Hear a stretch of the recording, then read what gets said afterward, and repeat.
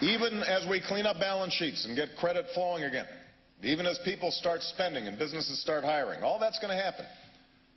We have to realize that we cannot go back to the bubble and bust economy that led us to this point. It is simply not sustainable to have a 21st century financial system that is governed by 20th century rules and regulations that allowed the recklessness of a few to threaten the entire economy.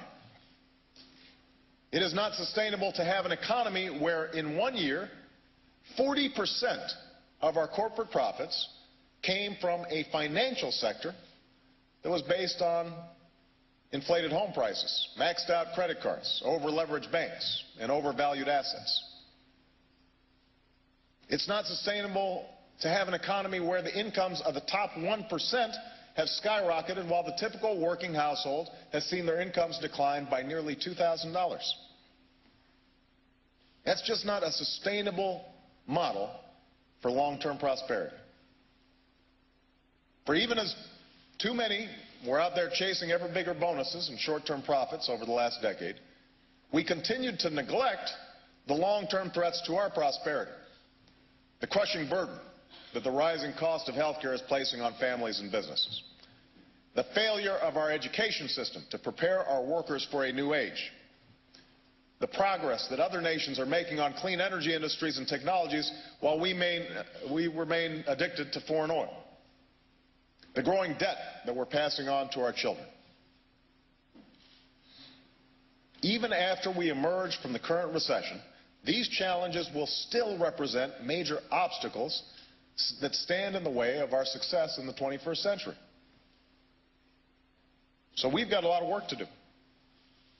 Now, there's a parable at the end of the Sermon on the Mount that tells the story of two men. The first built his house on a pile of sand, and it was soon destroyed when a storm hit.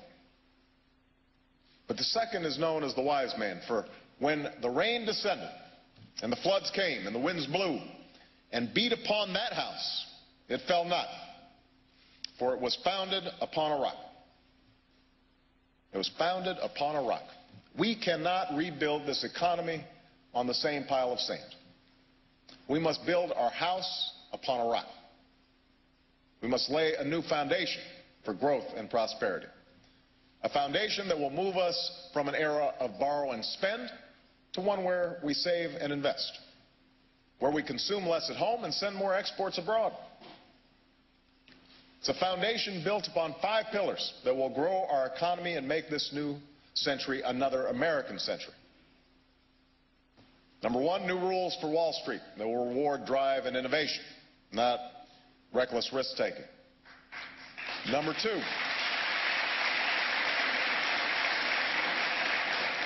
new investments in education that will make our workforce more skilled and competitive.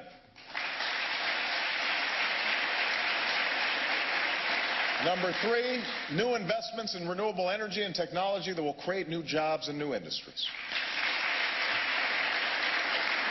Number 4, new investments in health care that will cut costs for families and businesses. And number 5, new savings in our federal budget that will bring down the debt for future generations. And that's the new foundation we must build. I'm not a crook.